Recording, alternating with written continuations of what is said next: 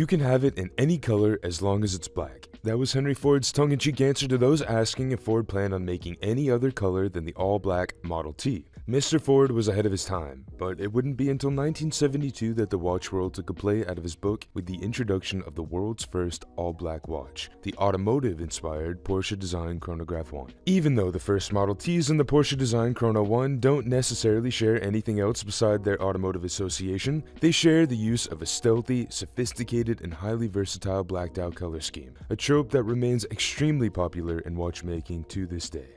And that's exactly right. In today's hands-on guide, we've rounded up what we here at High Consumption consider to be the eminent all-black watches from a handful of our favorite watchmakers. So without anything further, let's jump right in. We're kicking things off with a certified classic, the fully blacked out G-Shock 2100 1A1. Fans of the brand have nicknamed the Casio for its octagonal resemblance to the much pricier watch of the same shape from AP. But for its sticker tag of $99, the G-Shock 2100 is a whole lot more accessible to the masses, and it looks absolutely tough on the wrist. Officially hitting the market in 2019, the 8-sided circular 2100 case is an evolution of the iconic rectangular 5600 series that speaks to G-Shock's origins all the way back to the mid-80s. In typical G-Shock form, the size is significant on paper, 45.4mm in diameter, 48.5mm in length or lug-to-lug, and 11.8mm thick. But on the wrist, it doesn't actually render all that large. Now, this is actually a great time right at the beginning of our all-black watches guide to overview and explain why all-black watches will appear to wear smaller than their uncoated or uncolored stainless counterparts. In the same manner as an all-black outfit, black first naturally hides contours so the profile naturally appears smaller and sleeker, and 2 naturally absorbs light so it's hard to discern details that might make a watch stand out or draw attention on the wrist. Say you're interested in a larger watch, maybe like the G-Shock, but perhaps have a smaller wrist dimension. If the watch comes in a black colorway, we'd say you should certainly try it, and you may be pleasantly surprised that it wears a whole lot different than your other lighter colored pieces. Now back to G-Shock. In typically rugged fashion, the 2100 uses a case molded from an extremely durable resin, this time a carbon and resin fusion, which is further bolstered by an inner carbon core guard structure around the Japanese quartz movement to mitigate shocks, bumps, and extreme drops. The case provides 200 meters of dependable water resistance, even with the inclusion of 4 buttons on the side of the case, which control the watch's main functions: world time zones, a stopwatch, a timer, alarms, a calendar, and a built-in LED that illuminates the deep black dial in low light, supplementing the lume set within the sword-shaped handset. One of the other carryovers of the 2100 from the older 5600 series, in addition to the function set, is the resin band, which receives absolutely no complaints from us. Hovering right around $200, the Timex Legacy Tonneau 42mm is a newer release from the storied American brand that's an absolute sleeper, and it's really not getting enough attention. Perhaps it's the 42mm size, or perhaps it's been overshadowed by the Q reissues and other Timex resurrections from yesteryear, but this racing-inspired chronograph packs in a ton of character. It's offered in 3 different case, dial colors, and strap combinations, and we got hands-on with the black gunmetal version to show you today. The design and overall build quality is incredible for its current sticker tag. Just take a look at the sunray brushing on the top of the case, the thin strips of high polish of the chamfered edges, the grill-like machining on the sides of the case, even between the crown and the pushers at the 2 and 4, even the style of the bars holding the 2-piece black and red fabric strap in place. It is perhaps the 42mm size that has affected its popularity, but on our wearer's wrist that measures just under 8 inches, the compact lug-to-lug of 46 via a set of hooded lugs, and an 11mm thickness with a completely flat mineral on top, not to mention the darker black gunmetal colorway, all go a long way to keep the Tonneau 42mm highly wearable. Under mineral glass, Timex is built into tachymeter ring at the topmost level of a dial that comes absolutely packed with depth. A sloping chapter houses thin rectangular hour and minute markers, punctuated by an unframed date at the 3, encircling a 6, 9, 12 sub-register layout that certainly speaks to other chronographs of the 1970s. The pushers at the 2 and the 4 surprised us. They are notably snappy, which is usually a character trait you'll only find on chronographs worth a whole lot more than a pair of Benjamins. The registers themselves offer a 30-second counter at the 6, a 12-hour at the 9, and a 30-minute at the 12 for timing. The scheme is overwhelmingly monochromatic, but we do get a bright red seconds, small strips of red sandwiching the 12 marker, and of course, these 2 elements match nicely with the included 2-piece black and red textile strap, which concludes with a simple pin buckle and wire strap loops.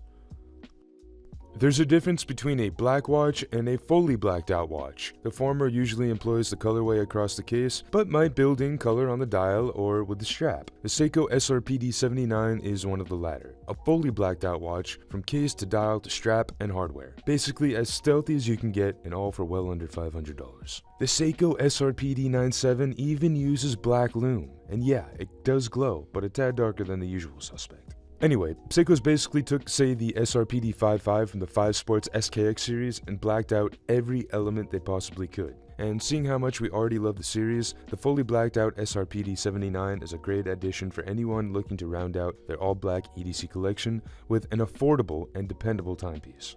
42.5 across the case, a highly accommodating 46mm lug-to-lug, and right around 13.5mm thick. An offset screw-down crown at the fore, misaligning with the day date, bolsters the 100 meters of water resistance of the main case. A unidirectional timing bezel with dark gray markers sits on the top, and a flat hardlex covers a menacing black dial. Although the viewing experience is overwhelmingly dark and at times a bit hard to read by lack of contrast, Seiko's increased the legibility by using dark, gunmetal colored reflective framing around the markers and handset that do pick up light at the right angles. The day date at the 3 is really the only bright dial consideration, which is slightly odd considering the rest of the presentation, including the lume that received a dark treatment in some manner. On the 180, you'll also find one other element, the case back, that doesn't use black as well. It certainly hides on the wrist, so not a huge deal. What it does do, however, is use an exhibition window to showcase the automatic 4R36 inside, which provides about 41 hours of power when fully wound, and a 3Hz beat rate. Last, but certainly not least, is a well-built 22mm all-black NATO with matching black hardware. Compression divers or super compression divers often use the dual crown or twin crown system in order to house a timing bezel under the crystal. Watchmakers like Hamilton, Zenith, Blancpain, and Longines, to name a few, launched these divers about a decade or so after the commercial diving craze of the 50s. Lately, we've seen quite the resurgence with the steady popularity of both dive watches and vintage reissues. And even young watchmakers like Baltic out of France have joined the party and offer up a version of their flagship vintage-style dive line, the Aquascaphe, with a dual-crown blacked-out PVD treatment. Brief tech specs and then we'll unpack why we love it so much. 39mm in diameter, a 47mm lug-to-lug, and a very thin 10mm thickness without the 1.9mm single dome of the Sapphire. Now, Baltic absolutely kills it with case finishing for their current microbrand status, only having widely offered their watches for sale under the Baltic moniker since circa 2016-2017. Take a look here. The black case uses different subtle directions of brushing along the side, along the top of the lugs, and on top of the fixed bezel. You'll notice upon further observation that they've kept all the major edges uncoated and highly polished, as if a watchmaker hand-finished the edges to a mirror shine. The dual crown system is made up of a fixed crown that rotates freely, in other words it doesn't push in or pull out to operate, to adjust the internal bidirectional timing bezel. We have mixed feelings about this. For actual diving, seeing as the watch comes with 200 meters of water resistance to do so, you risk hitting the crown and screwing up your timing if it doesn't lock down like your average screw-down unit normally would. Just beneath is an actual screw-down crown at the fore, and this functions as usual to adjust the handset. Bubbly lume markers of different shapes adorn the dial, a thick baton handset keeps our time, and the seconds shows off a smooth sweep, hinting at the 4Hz beat rate of the automatic Miyota 9039 at its heart. The movement comes equipped with a 42-hour power reserve as well, but it's most known for its space savings at only 3.9mm in height, and that highly accurate beat rate. For the price above $500, but well below $1,000, it's an excellent value. And the 20mm Black Tropic inspired strap secures to the drilled lugs, uses quick release spring bars and tapers by a few millimeters, concluding with Baltic branded pin buckle hardware.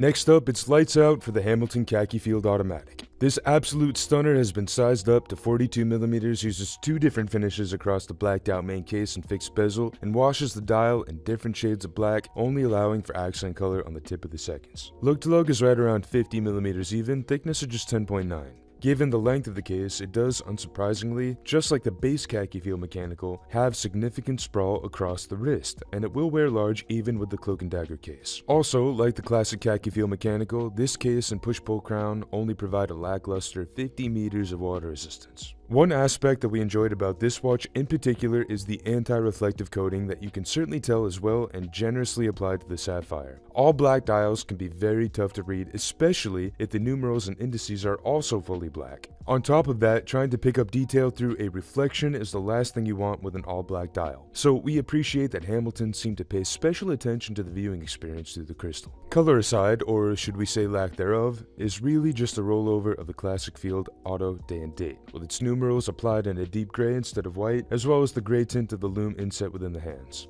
The H30 caliber not only provides a robust 80 hours of power, but a charming day complication above the handset displaying the full day of the week just above the logo type, in addition to the day above the 6. The hybrid rubber and leather 20mm strap uses a good degree of texture on the top rubber side and a smooth and very comfortable leather backing, staying secure with a custom H-shaped buckle.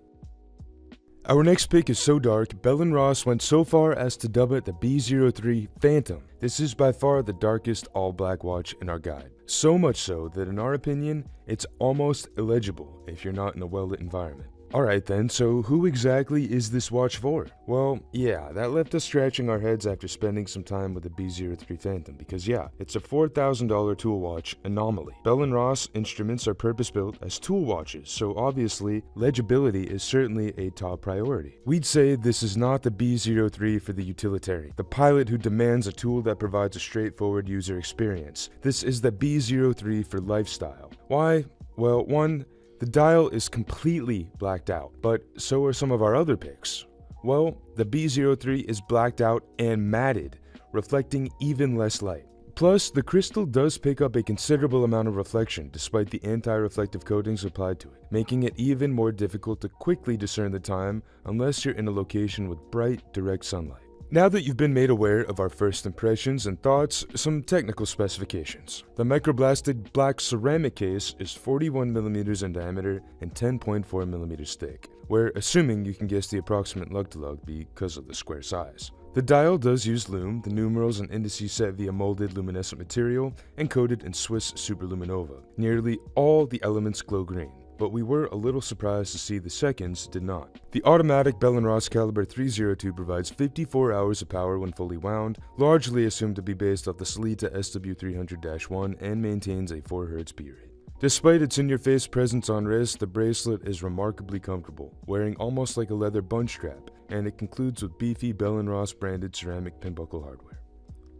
Now we're going to showcase another all-black ceramic watch, and this is a high-consumption staff favorite, the Tudor Black Bay Ceramic. While it does use a similar full ceramic case construction, it provides a lot more legibility, but a markedly different style than that of the squared-off B03 Phantom instrument. For just over $5,000, the blacked-out Tudor Black Bay Ceramic offers a ton of value. The 41mm matted case uses both matte texture, brushing, and strips of high polish strategically, a precise black PVD-coated stainless steel unidirectional rotating bezel, inlaid with a 60-minute black ceramic insert, finished with a sunray texture, 200 meters of dependable water resistance, bolstered by a screw-down crown, and a classic Black Bay dial, completely monochrome, punctuated by off-white markers, a classic Tudor handset, and adorned with heaps of Swiss lume. Within the caseback, Tudor's provided a view of the automatic manufactured caliber MT50602-1U, which provides just under 3 full days of power when fully wound and a 4Hz beat rate. Speaking of accuracy, this caliber comes certified by the Swiss Official Chronometer Testing Institute, or COSC certified, for precision, passing tests across 2 temperatures in 6 different positions and at 2 different levels of power reserve, both 100% and 33%. And Tudor Black Bays are strap monsters in general. If you'd like to keep the blacked out look cohesive, you can certainly keep the hybrid leather and rubber strap, or you can swap it with the complementary black and cream fabric strap that they include with each purchase. Our next all-black watch is a unique resurrection of a Zenith prototype from the 1970s, the Chronomaster Revival Shadow. This time around modernized with a dark gray microblasted, almost stonewashed titanium case. In contrast to our larger all-black watch picks, the Zenith Revival Shadow is a fantastic choice for folks with smaller wrist dimensions, at 37mm across the case, 46 in length, and right around 10mm without the dome crystal, and even further aided by the dark black color scheme. More of a side note, but the Revival Shadow is actually part of the larger Revival family, most of which are smaller in size. While the deep blacks and grays are certainly what we focused on today, and the titanium case of the Chronomaster is absolutely cool, the value proposition of the Zenith Chronomaster is the El Primero caliber, one of the very first automatic column wheel chronographs ever, born out of a race in the late 60s between Heuer, Breitling, Hamilton, Zenith, and Seiko. So buying this watch not only gets you an insanely cool, blacked out, in vogue, quite timeless piece, but also a slice of horological history in the process. Plus, ridiculous specs. We're talking an extremely high frequency 5 Hz beat rate made possible by a whopping 282 different components, and it builds in a power reserve that will last just a touch over 2 full days on a full wind. We're so glad Zenith built in an exhibition window into the case back because the movement is a stunner. Just take a look for a moment. And keeping the Chronomaster Revival Shadow comfortably on wrist is a well-constructed rubber-coated textile strap with a black leather backing and white stitched accents near the lugs, and likewise adjacent to the titanium pin buckle hardware.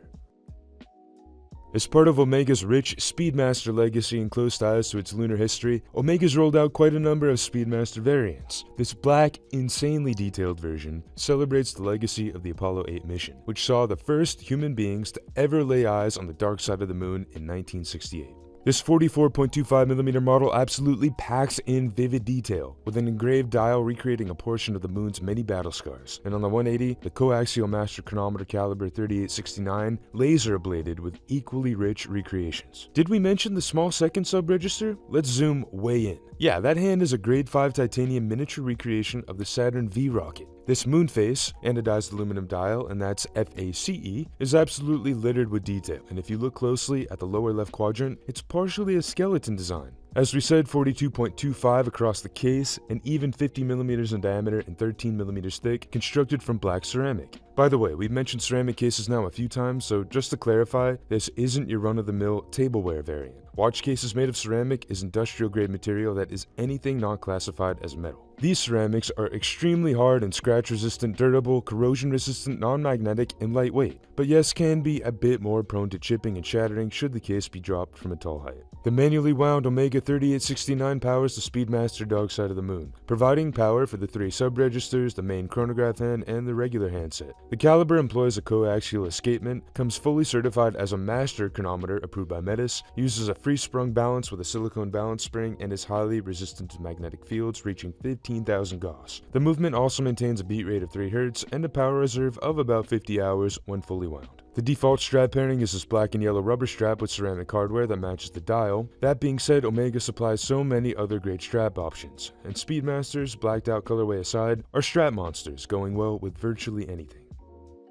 Our last all-black watch comes from IWC, the Pilot Watch Chronograph 41 Top Gun, made from their proprietary and groundbreaking Ceratanium material. Ceratanium was created to maximize and capitalize on the benefits of both titanium and ceramic, but doing so with one new material. Titanium having excellent strength to weight and corrosion resistant properties, and ceramic maintaining top tier hardness and scratch resistance, make a fusion of one of the most innovative takes on a construction in modern watchmaking to date. Not only are the physical properties outstanding, but for the purposes of our guide, it naturally provides a rich dark colorway without the need for any external coatings. This chronograph measures up at 41mm in diameter, just shy of 51mm lug to lug, and 14.5mm thick. Under sapphire, the dial could be considered more dark gray than deep black, and houses 3 sub-registers at the 6, 9, and 12, controlled by the classic 2 and 4 position pushers on the right flank. While we assume that all the applied Arabic numerals, the markers of the chapter, and the hands of the sub-dials would come loomed, it's only the large hour and minute hand, the cardinal markers, and the high noon marker at the 12 that glow in neon green.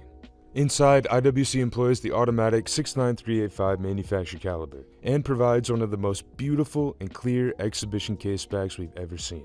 Beating at 4 Hz, the 69385 chronograph is composed of a whopping 242 different components, comes highly adorned with decoration, and practically supplies up to 46 hours of power on a full wind. And forgive us, but our watch came with a bright orange IWC strap, and while it's amazing, for the purpose of the guide it just didn't fit. So we paired it with this rubber NATO from Benetto Santorini, which we think look great paired together as the strap uses an off-black color that matches quite nice with the dark gray of the Ceratanium case.